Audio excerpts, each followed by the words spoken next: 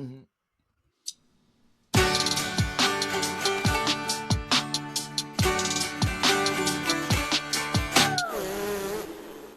I pushed the wrong button as we were dancing, and my standing desk suddenly started to like shoot down into the floor. It was a bit like, you know, when people used to push the thing on a those like hydraulic chairs, and you'd suddenly like go. I've got one. I just did it. Yeah. Oh, hey mate. Hello. I'm I've been here doing with stuff. I know. I'm here with my electric blanket in my little coal hole, in my little hovel, in the January weather of Devon. Oh my god. But yeah, nice to see you, mate. Nice to see you. It's well, do you know what I say? Nice to you, and then that sounds like I'm going to say it's not. That's not what I'm going to say. No. And I think is it? Is it actually on the whole? No, what I was going to say was it's been such an interesting couple of months of like, because we had fits and starts of going like, oh, Worm's back for this one, and then away for a bit, and then back for one, and then away for a bit, and we've kind of hopefully, you know, it's been I think since the new year now, and we're like on the upswing. Hopefully, yes, indeed, yeah. That's sort of like the way with things, you know. When like you're recovering, you kind of go. I've sort of found myself going. I feel absolutely amazing now. I feel completely normal. Everything's great. Yeah, say yes to everything. Plan some things. Plan more things. Go a bit manic, and then go. Oh, I made a mistake. I can't do any of those things. I just sleep now. I just lie on the sofa and put on George Clark Amazing Spaces and fall asleep. And yeah, I'm sure no one listening will relate to the boom and bust of productivity whatsoever. Yeah. Boom and bust is how forest school leaders and outdoor leaders in general get by, I think. That's the main strategy. It's literally in therapy what they tell you not to do. But anyway. Like, you know, okay. Well, you're the expert now. You've got a team of, what is it, 7 to 18 people is now your crew that look after you. It's like a pit crew, isn't it? They come in, they change all the things. Someone does one of those. Someone does the zzz, zzz on the side of your head, swaps the brain out, new brain in, goes zzz, zzz, and then off you go. That's how they. I bloody wish they would, because there's quite a lot of bees in there at the moment. I just need to take out the bees. And for listeners who don't know, I've been poorly. Right, I had cancer, and then I've had treatment for cancer, and now at the moment I don't have cancer. So that's really good. Yeah! So yeah, it's all like, you know, being away from the world for like 6 months, if not a bit longer, and trying to get back into work. So phase return to work soon. Been trying to get my steps up because they say, apparently this is rubbish though, that you're supposed to do 10,000 steps a day. It was about I can tell you what I do on an average day in the woods, and then we can compare it. So okay. Because I worked it out. So on an average day in the woods, I walk 7 miles. How many steps is that? It was like 18,000. Yeah. So that doesn't surprise me. Granted, that is because there's just been one Lewis in the woods, and so he has been buzzing around and around. A lot of running. 18-ish. Well, I have been averaging for the last 6 months, up until January, I was averaging 3,000 steps a day, which is... And your house isn't huge. Make a cup of tea, put some clothes on, go back to bed. But yeah, yesterday I did like 11,000. So that's good, isn't it? How did you feel after 11,000? Is it like 11 and absolutely cooked, or is it like... I was cooked, but I didn't have a nap, so that was good. Okay. But anyway, enough about steps. This episode of the Forest School podcast has been sponsored by Tensile. There aren't many more iconic images of childhood than a treehouse, but the realities of rented sites or running sessions in public spaces means a treehouse is just out of reach for many outdoor leaders. But what if that treehouse could fit in a bag, be set up in minutes, and pack away just as fast? That's exactly what the Tensile Stingray can deliver for your sessions. The Stingray as a treehouse in a bag is lightweight, portable, and strong enough to support up to 400 kilos. Whether you're dealing with rocky ground, steep slopes, or boggy areas, the Stingray doesn't need flat terrain. It suspends between 3 trees, giving you a perfectly level platform wherever you go. It's fully weatherproof too. The 70D Rainfly is rated to 5000 HH, so you're covered in rain, snow, or wind. And the built-in insect mesh keeps out bugs, with the covered porch underneath giving you even more storage and shelter. It takes just 5 minutes to set up with 3 ratchet straps and 2 poles. There's no complicated knotwork or construction knowledge needed. Plus, the included tree protector straps means there's no impact on the site. When the session's done, it packs down into a single rucksack-sized bag, leaving no trace behind. If you're ready to take your outdoor sessions to the next level, grab a Stingray and give it a try. What steps? What are we talking about today? Oh, well, that is kind of the topic. Is we're coming back and we're chatting about like what has our we're looking forward to what is the next year going to be, and also reflecting on like what have we both learned from the last couple of months, and kind of like. We've talked before about doing like reflection. We don't do seasons on the podcast, but I feel like this might be might have been the thing that means this is actually season 2. If anything was going to be season 2, maybe this is where season 2 starts. That probably makes sense. And you've got some listener emails to talk about later. I've got some listeners' emails. I've got a couple of games. I've got a game to try out, which I'm very excited about. It's a game that we've played before, and I've slightly rejigged it. Okay. What about the new segment? The special magical set you talked.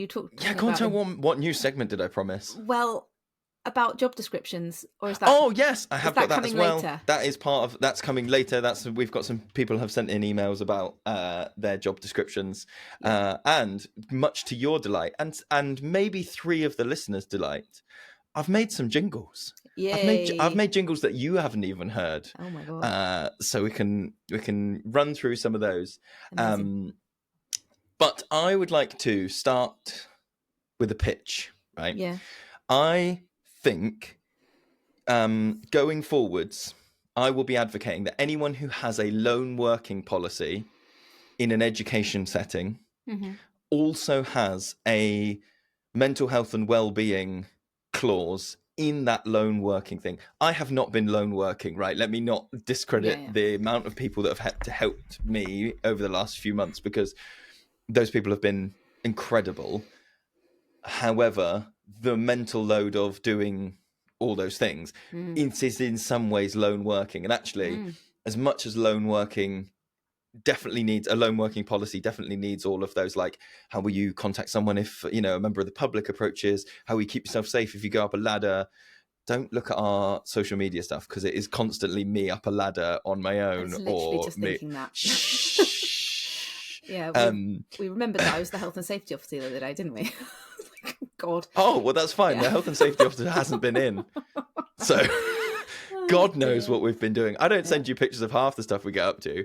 There is no more health and safety, I assume, when you come back. No. I was going to admit to something then, and then I remembered that you said we get a fine if you don't do that. So I'm not... It's all fine. It's all fine. Yes, mental health and lone working, because I think what I was reflecting with you the other week and saying that actually at the start of your care plan and stuff and treatment and everything, you were like, it hasn't really kicked in yet, and you and I could like phone each other, have a chat, and we had lots of navigating to do, and how is this all going to work? And then there's been this like middle period of just like, maybe in a like wonky brain kind of way, but like it's been easier to be like, Wem's not here. Wem is just not here, and not in a like, fuck you, you don't exist kind of way. In a like, there are no options to contact you, Yeah. And now we're coming back out the other side of that, and it's like this phased return and coming back. And actually, the middle bit, in some ways, has been the easiest. Yeah. Because, but also the most challenging, because there was no one to. Just do this, just to waffle chat to. Yeah. And just like before we started recording this, you and I have just chatted for half an hour, and I've just talked through loads of different things that happened and kind of gone like, and you've been great and been like, oh yeah, okay, what if you done that? And and I think if people are lone working, that's one of the things I wonder about, like, that would be to me a more palatable offer than, people are always talking about like, set up a local network, go and see other people's practitioners. I actually think you could gain a lot more from a completely, this is a pitch, right? This is registered, trademark, right? It's a completely anonymous service.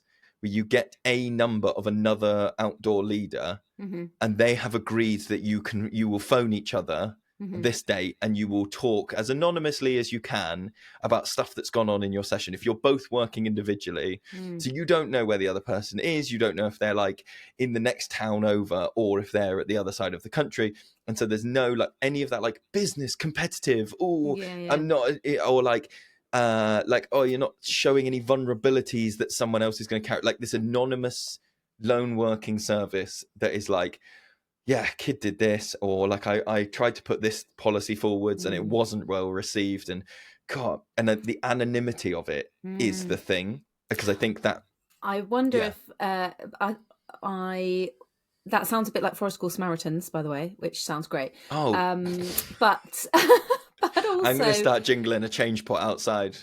Yeah. Forest Different School things. Yeah. But I wondered also if like childminders would love that service. I sort of know a few childminders who work by themselves and in a similar situation. You know, you just need somebody who gets it, don't you, to offload onto, and for someone to go, oh, mate, I've been there. Yeah. And it is very hard because people try to use social media for that sometimes, don't they? And there are loads of support groups and things.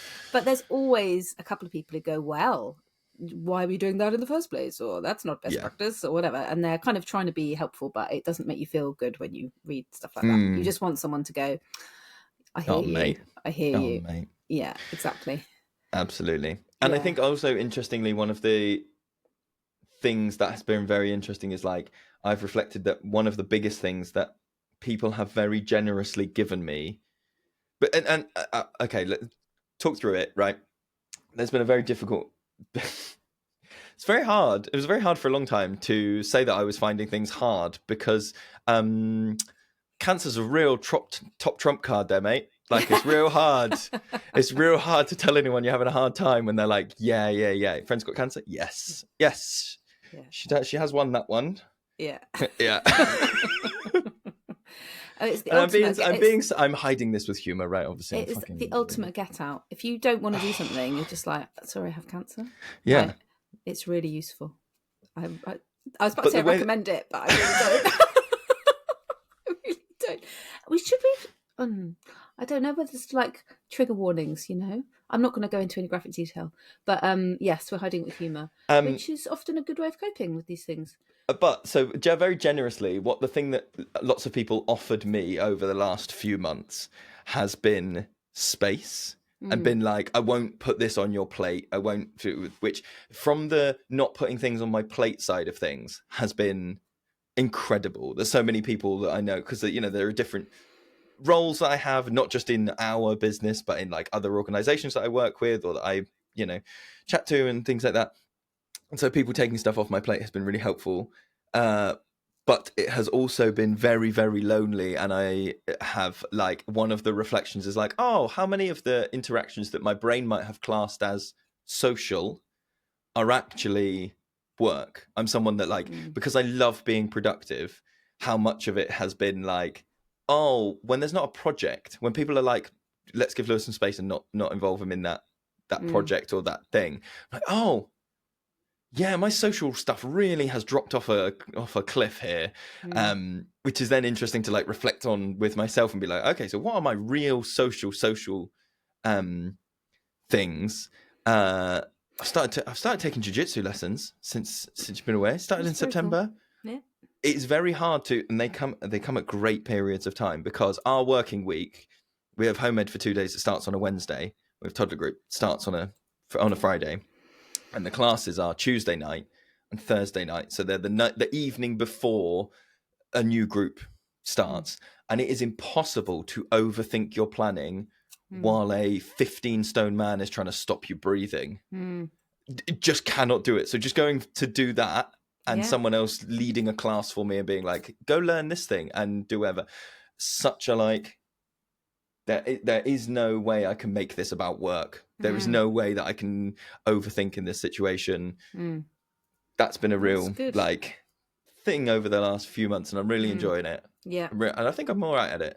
I think I'm pretty good. That's cool. Yeah, that's great. Yeah. There's social, but I'm very much looking forward to, as much as I am looking forward to work-wise, you coming back and doing these things. Socially, I'm very much looking forward to you coming back, because I reflected the other day that I think you and I might have had this conversation a little while ago now, but do you remember when we said that you're sort of masking when you're at work, right? You're playing a character sometimes. And that I would have said a few years ago that the person that I play in the woods is an over woo-wooed version of myself. Like in the woods, I'm like fully into the like, you know, tribals and storytelling and woo. And now that person is me reining in exactly how much it's flipped, and the character that I play in the woods is now a slightly more reserved person, because I've got all this woo-woo in a cupboard I'm like, oh, I've now gone really far. It just pops out sometimes. Yes.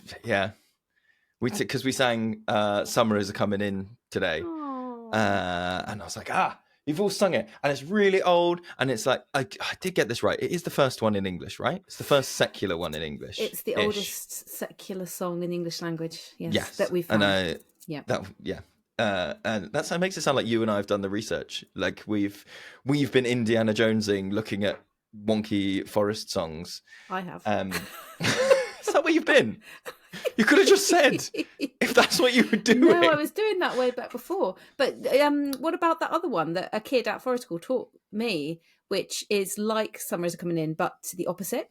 It's about, which is also very old, maybe the same age as that one, which is about Merry It Is. Do you remember that? Merry It Is when Fugler's song. Something. It's merry when the birds are singing. But then the winter comes and we all sorrow and mourn and starve. And that's the song. My goodness me. Yeah, so you should have sung that really, because, you know, it's not summertime yet, is it? So come on, teach the toddlers like it is. No, but it was a nice moment. We sang the song and I was like, right, you've just joined in with singing that, as have all of the people that have sung that for the last however many 100 years. You are now part of that. Welcome to the cult. Got ya. You know. It's been good. How has your what's your like nature journey been like over the last few months? Because you haven't stopped like sending me stuff on Instagram of like, this is really cool, or like I found this thing. You still made hedgerow jam. What's the nature connection like? I had a time when I came out of hospital where I didn't go outside for ages, and I was like, why do I feel so crap? And then realised it was because I hadn't gone outside for ages, and I was like, I need to go outside. And then I felt high. I was like, oh my God, I've been outside. I walked and I breathed air. And then I overdid it and did that too much, and then got really tired and then couldn't do it anymore, and that was annoying. I did loads of like crafting, like really easy crafting, like foil embossing, where you're basically doodling on a soft bit of metal, or things like that, knitting and sewing and stuff. And then I've only, I guess, for the last couple of months been like properly going for an actual long walk and taking the dog out and noticing mushrooms and stuff. But do you know what, I was talking with somebody about what the impact of where you live and your connection to nature. So I'm really, really lucky that out of most windows in my house, I can see some trees. We're really rural. And the amount of time I've just spent staring out of the window, like zoning out, but looking at a tree moving in the wind, is, if you added up all the minutes, it's like a lot of minutes. So I guess kind of meditating, you know, or just like, zoning out, not really thinking about anything, but you're being soothed by the sight of stuff outside, and like birds, watching birds, like you know, you hear many sort of older people or people who can't leave home very often for whatever reason, having like bird feeders and just like watching the bird feeders, be really interested at who's visiting the bird feeder, and that's your highlight of your day, you know. It's like the long-tailed tits are back, oh my God. So yes, I would say that's been really, really important. And then the first time I went out for a dog walk with a couple of my friends, and we had to like stop quite a few times and like sit down, and we planned it, and like, this is the route, so we're going to make sure it's not longer than half an hour. It was like a huge rush. I was just like, oh my God, It's like laughing like a absolute weirdo. So yes, it's been very important for me in my journey, I would say. Do you think there's anything that you're going to keep doing that you found in this last little bit? Like, will you still be going to stare off into the middle distance at trees? Or is that kind of like it was good for the moment and maybe that's not practice for general life? I would say I am still doing that now. And I think it's really interesting when you step back, like the opposite of you, where you've been doing everything to do with work. Correct. And you step back and you do nothing, like basically, well, you say nothing, but you're in recovery, aren't you? So that's what you're doing. You've been doing that. You're recovering. That's been your job. But you feel like you've been doing nothing. And so then when you start doing things again, you realise, I think I thought physical activity is the thing that's tiring, because they talk a lot about fatigue and stuff. But actually, you begin to realise like how tiring it is to send an email or to have a phone call or to like type something up. When you've not done it, when you've not done any of that stuff, and then you start doing it, you really appreciate how much mental energy it takes to do those like administrative things that you mental energy definitely granted. Well, it definitely fits that. Is it the Alexander principle, which is like if jobs fill the time that you give them, and like the amount of admin that I have done in the last couple of months, in the time that it's taken me, purely because that's the only amount of time that I have. If I had more time, I would have been like sending like twice as long, rewording those emails or like doing whatever else. And there's an amount that is just like, if you've got 30 seconds, it takes 30 seconds. If you've got 2 hours, it takes 2 hours. And it's like, oh, that's very interesting. Let me pull this apart. And, you know. Totally. And if you've got 4 hours, then you can spend 2 hours thinking about, I should be doing that. I should be doing that. I should be doing that. I want to go to sleep, but I should do that really. I feel guilty. You know, because you're not being that, you know, you're talking about being productive. You really have to let go. And I guess that's why I was doing like crafting in the earlier stages, because you just get a bit of reward out of actually I've made something, even if it's just like a Christmas decoration or something, because you're so used to being on that treadmill of being productive, and I have to say, like, getting back onto it is quite hard. It's like getting onto an exercise bike when you're really unfit. It's like oh god, how do we all do this all the time? Are you enlightened now? You're enlightened on, you know, productivity balances. I have a standing alarm on my phone now, for this purpose, but because in the Alice Sheldon-y fingerprint needs kind of way, you know, you well know productivity is one of my like must be it's more specific than productive. I must feel like I've moved something forwards, because you can be productive and still be maintaining. What I need is productivity that moves something forwards. So I have an alarm on my phone that is set now every day that is a work day at 8:45, so that I can get to the woods and I get however long it is to try and make a new path or to like update the wood chip the steps on something, and then it goes off at 8:45. Basically goes like, you've got to go and do your actual job now. Stop doing new things now. You need to go and get the chairs out and put the blankets out and start the fire and do the thing. But it's like, I was talking on a different podcast, don't tell when. Such a traitor. About that being like my cup filling bit in the morning. That then is like, you know, sustained myself through the thing. So it's all changed now in the woods. It's all completely different. All completely different. This episode of the Forest School podcast is brought to you by Chris Holland's Nature Connection. Are you looking to deepen your connection to the natural world? We're thrilled to share the Plant of the Week collection by Chris Holland, a long-time friend of the show and someone we've been lucky enough to call a peer and friend for many years now. This beautifully crafted A4 book is packed with 54 plant profiles, seasonal insights, poems and proverbs that bring each plant's story to life. It's a brilliant resource for anyone on their forest school leader training journey, or for sharing with parents and support staff who want to expand their nature knowledge and feel more confident in the great outdoors. What's more, it's perfect for forest school sessions, helping you to explore plants likely growing right near your site or home, all while nurturing curiosity and connection with nature. Each profile even includes QR codes for instant access to even more information, ideal for on-the-go learning. Chris has poured decades of passion and expertise into this collection, and we know it'll be a valuable companion in your work or play in nature.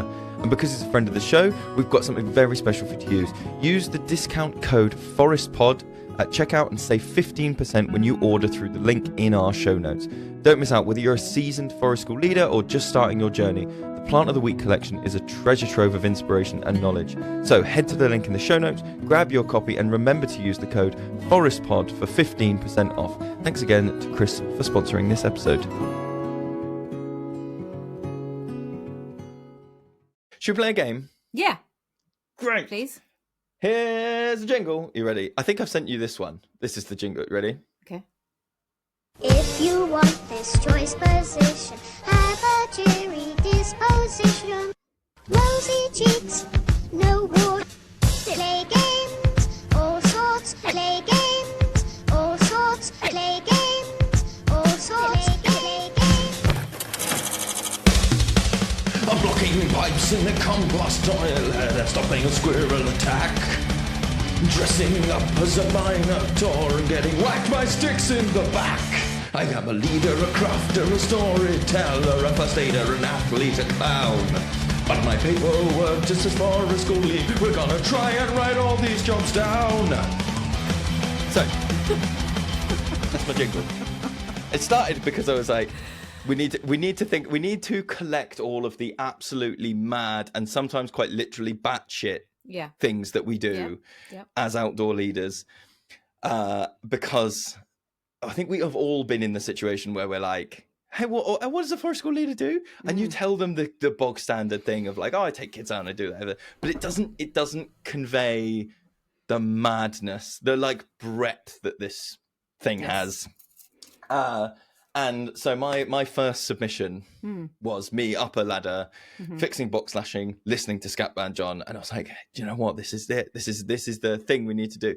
So I put a shout out on our social media, on Instagram, Facebook. People sent in some stuff to me, and so here's what we're going to do. We're going to talk through some of these. I'm going to read you a couple of emails that we got in, and I think we need to both agree that this goes on the job description, and we both agree that it goes on the job description, then we will put it onto our Forest School Podcast website, and we will be keeping this updated list of anything that we've approved into the job description, both the title and the scenario that caused the title. But we go on. Would this be like on a job?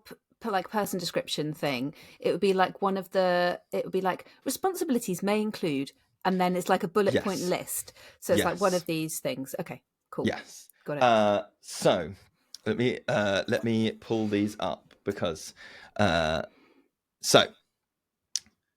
podcast team, this happened in Norwich last spring. This is from Joe. That's called Joe. Joe in Norwich, thank you for sending this in. One child brought me their lunchbox saying, look what I've got. And I assumed it was an unusual snack. But when they opened it, there was a frog sitting in their lunchbox. Wow. The child was very proud and told me they were saving it for later. Oh my God. We had a very long chat about why frogs are better off in the pond. And so this person would like to submit animal hostage negotiator to the forest school job list. Now, I think one of the criteria that I'm going to go try and pick out in this feature is it reasonable to expect, like, how out there is it? Because I don't want to put anything on the list where it's like, oh, that's so niche. That's so niche. I think this has an air of like, we've all done it. Yeah, I do. I totally do. I think the discussions we've had, do you remember we had groups where they went through a phase of like, we need a plastic box. Why do you need a plastic box? Oh, yeah. For the zoo. Like, what do you mean by the zoo? We're collecting like all of the animals and we're putting them in the zoo. We're putting them in, and it's just like, you and I kind of going, is this okay? Like, where do we draw the line here? How long are these animals in the zoo? Let's observe the animals in the zoo. How do we think they might be feeling? Where did you find them? What environment do they like? So obviously, or it goes back to that like putting the legs off a spider thing. It's it's all very well going, don't distress the animals in any way. Leave them exactly Sure. where you found them, and do not touch them. And therefore, Don't touch the nature. Don't learn anything about it. fucking Don't engage have with any it, emotions about it because either. you are wrong and nature hates you. Exactly. You're just an evil human. Now, do you know what's interesting in that though as well? Is I think animal hostage negotiator, I think I absolutely think needs to go on the list. But also I think we need to acknowledge that quite often outdoor leaders are the ones that set this up in terms of like, we have a thing where we're like, go and find a friend and bring them back to the thing. Or like, we're the ones that initially encourage it. And then I think everyone has had a moment where, you know, like you go like, okay, go put them back or, you know, whatever. And someone goes, no. I'm keeping it. I'm You taking go, it home. And immediately you go, uh-oh. Yeah, I'm taking this one home. Yeah. I think animal hostage negotiator goes on the list. Definitely. Yeah. You've been gone for so long. I've bought sound effects. There's sound effects on here now. Wow. Productivity, man. Okay, you ready for this one? Yeah. I'm less sure on this one. Okay. So this is the downside of it being a two-person team, is maybe we need to get like a guest involved to third-party adjudicate if there's a split decision. Yeah. If you would like to be a third-party judge and you think you've got the chutzpah. Maybe you work in HR. Maybe you've got a history of HR. Yes. Maybe you're friends with one of us, but not the other. Yeah. Go on then. Okay. Hi guys. This happened in a windy session a few years ago. One of the younger children urgently needed the loo, but refused to use the compost toilet because, and this is in quotes, it smelled like the moon. Oh my God. So that's not what the thing is. That's just as an absolute unrelated thing. So I did the only thing I decided I could do, which is holding up a waterproof jacket as a makeshift privacy screen while the rest of the group waited around a corner with a different leader. Yeah. What made matters worse was that the wind kept catching the jacket. Oh God. So it ended up needing to be a team effort in order to keep it in place. So this person would like to submit emergency privacy screen holder as a forest school job description. Well, I'm wondering whether there's. Do you think you have been in a situation like that? I'm just trying to think. I'm trying to think about almost like privacy protector in terms of not necessarily that specifically, but inevitably stuff happens in the woods where people wreck their clothes or something that has potential embarrassment factor happens, and you need to be that one to smooth that over, make sure that the person is has their self-respect kind of protected, dignity intact. Exactly. And the other people are like, what's going on, and you're like, you don't need to know, it's all fine. You don't need to know. Do you know what I mean? It's whether that be I've messed up my clothes in some way, or I've hurt myself in a really embarrassing way because I did something really dumb, or do you know what I mean? That kind of dignity preserver. How about dignity preserver? Well, but that's not what's being submitted. What we're ruling on is emergency privacy screen holder. I think you are sitting in the same place as me. That is possibly something that we might end up doing, but not something we can put on the job description. Are you going to go in favour? You can't go in favour. No, I don't think I can go in favour of that one. But I know what I empathise with, and I also would have done that. Yes, I also would have done that. But I think for this one, it can't make it onto the job description. I think that's right. Did you record that yourself on a little keyboard? No, I didn't. I found this one. Okay, last one. Oh, sorry, that last one was from Andy. Okay. Andy is our emergency privacy screen holder. This one's coming from Ben in Snowmodia. It was hard for me to say. No. It was hard for you to snay as well. It's hard for me to say. Okay. One of the children was holding a pine cone in a session and staring at it very intently. When I asked what they were thinking, They asked me, if a pine cone farts, does it smell like Christmas? I don't know how to laugh, whether I needed to come up with an answer. In the end, we spent the next half an hour trying to figure out what a Christmas fart would actually smell like. But the pine cone never confirmed. Please, could you add Christmas fart consultant to the forest school leader requirements? Ooh. Fart consultant. I feel like that is similar to the previous one in that it's just a little bit too niche, because I don't think that I can imagine that anyone else has ever done that. However, I would say there is a lot of talk about farts and excretion, and I think that that is a very necessary part of the job description. You've got to be ready and willing to talk at length with a wide variety of people of all ages and backgrounds about poo, farts, both, of animals, of imaginary animals, of real people. Would you have accepted fart consultancy? Yeah.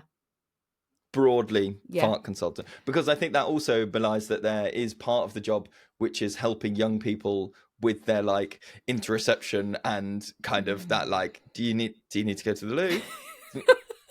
Yes. Oh my god, the amount of times I say that to my own children is like off the scale. But oh my god, consultant. But fart consultant, yes.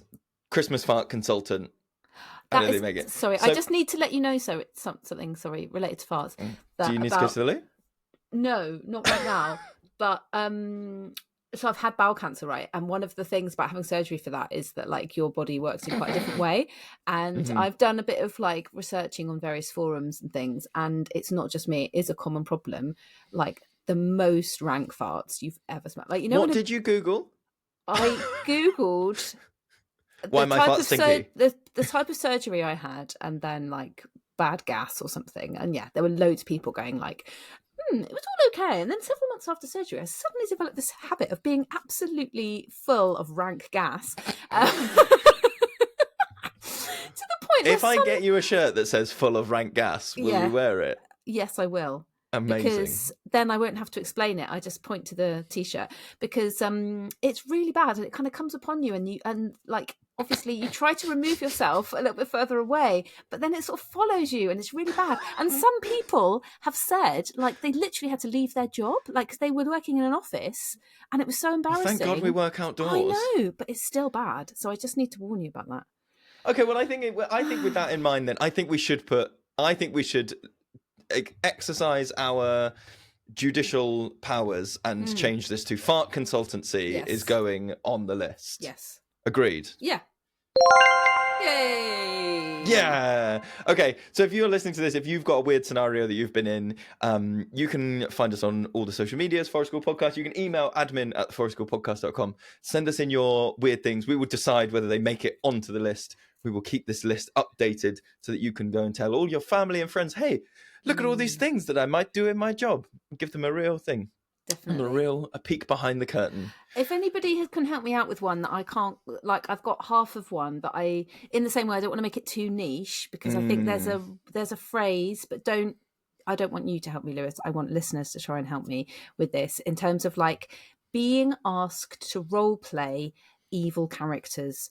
And I know that you all like baddies, right? So I know that you have this. I have two specific characters that I am asked to be quite a lot, which is the Queen and the Wicked Witch of the East, and they are just shorthand for, and then we play the extended game in the similar way that we usually play it. So can you be the Queen? It doesn't just mean can you be the Queen, it means then we'll play that game.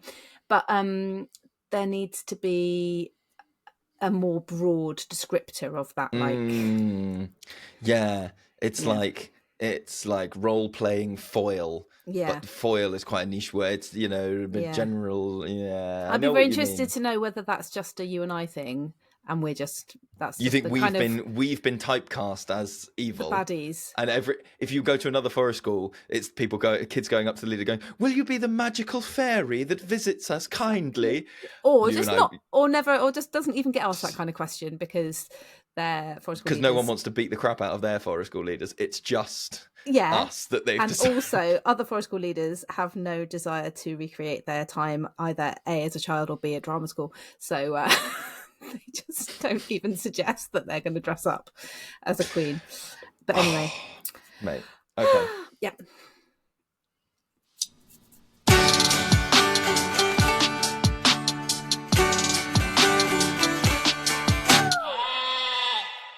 Oh, I like the sheep. You like the sheep? Very seasonal.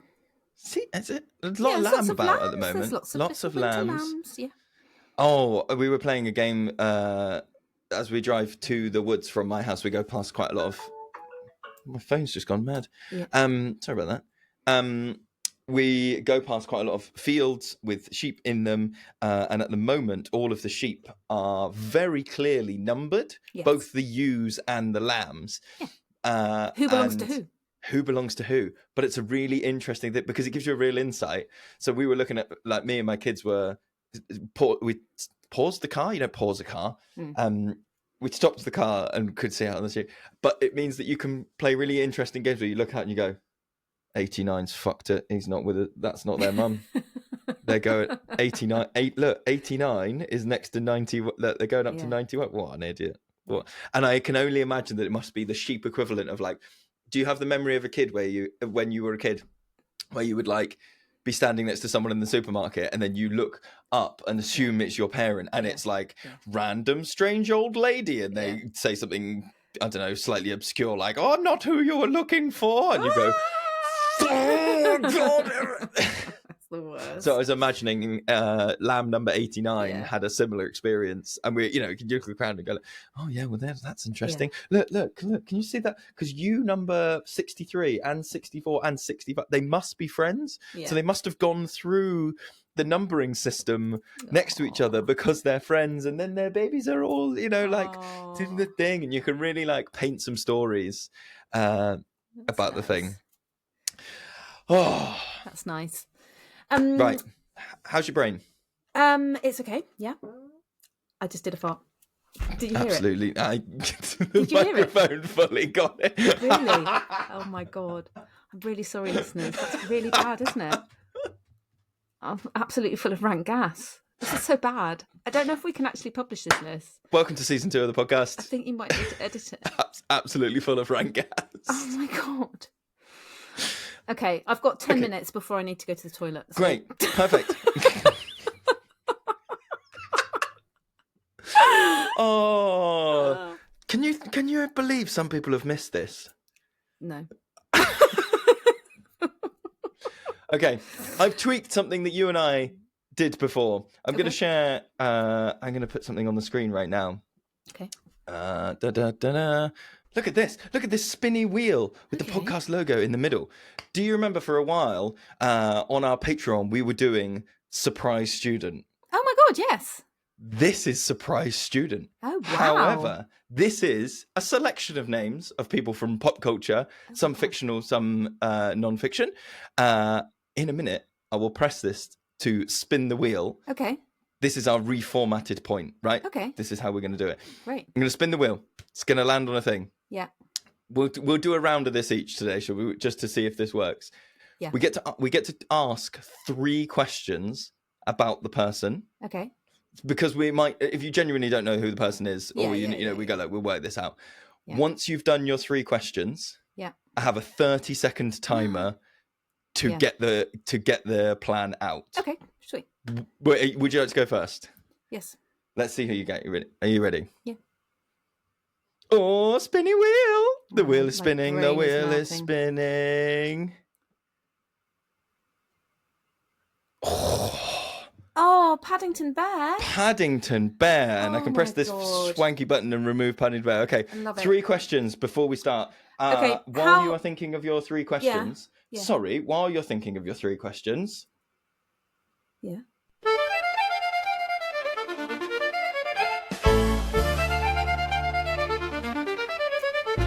Who's that coming down the path to your woodland? What are the needs? Have you done an observation? Who's that coming down the path to your woodland? You've got 30 seconds. Tell me, what's your plan? Oh my Lord, you have I've had a lot of time. busy. I've had so much time. You have been busy. You haven't had any time. I don't understand how time works for you, because it works in a very different way to me. I stare out the window and go, that was about 2 minutes. Oh, flip, 3 hours have gone past. For you, you have 120 hours in one single day, and you do things like that.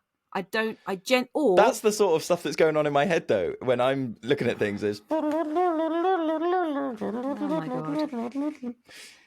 I also want to say thank you to your partner, who is clearly doing everything in your family life while you do this. How dare you? Anyway, okay. My first question is: how long has Paddington been in the country? How long since he arrived from Peru? 6 months. 6 months. And is he quite secure in his abode, his relationships with his adoptive family? Yes. All food security, housing security, all these things.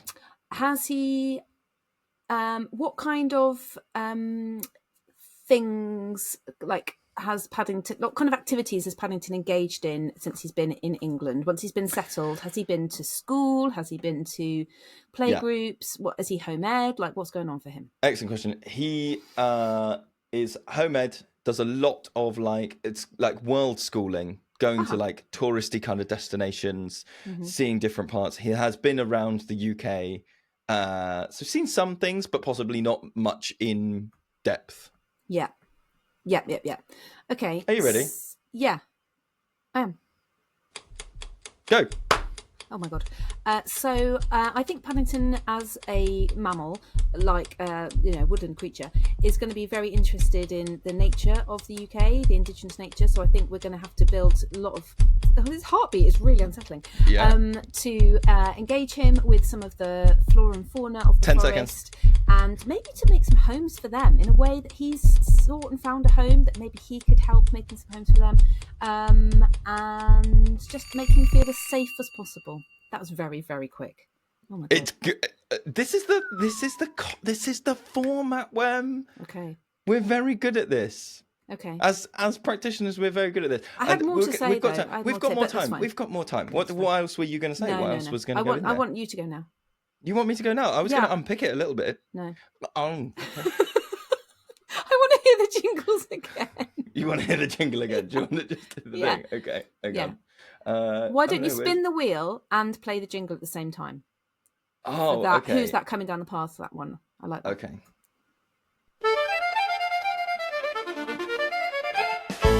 It's spinning. Who's that coming down the path to your woodland? What are the needs? Have you done an observation? Who's that coming down the path to your woodland? You've got 30 seconds, so what's your plan? Do you want to tell listeners who you've got? Yeah, I have spun for Albert Einstein. Presumably you entered these names into this thing. Yeah, I put all these names in. I mean, I don't know how I could tell there. Absolutely fucked it. I don't know how I can tell that by looking at Arwen, Legolas, Samwise Gamgee.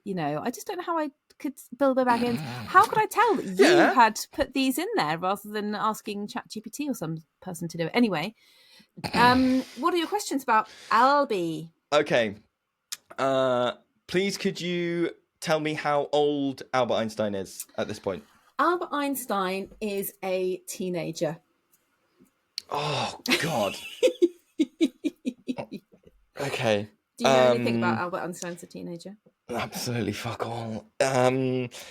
Do they have... Is this a one-to-one intervention, or is this as part of a school group, or what's the set? How many other people are here? What's that kind of vibe? So I think it is a group situation, and it is an intervention. It's a group situation, and it is an intervention. Yeah. Okay. Can I ask a sub question then? If it's an intervention, you can tell me if this counts as my third question or not. Does the intervention, have I been sent with a goal for the intervention, or is it like, could you just facilitate some forest school for these people? You have been told, and I'm just using Google to help me with this, because I sort of know that he didn't find his childhood easy, and he found school really tough, right? So he was rebellious towards authority and clashed with teachers over strict discipline. He often skipped class.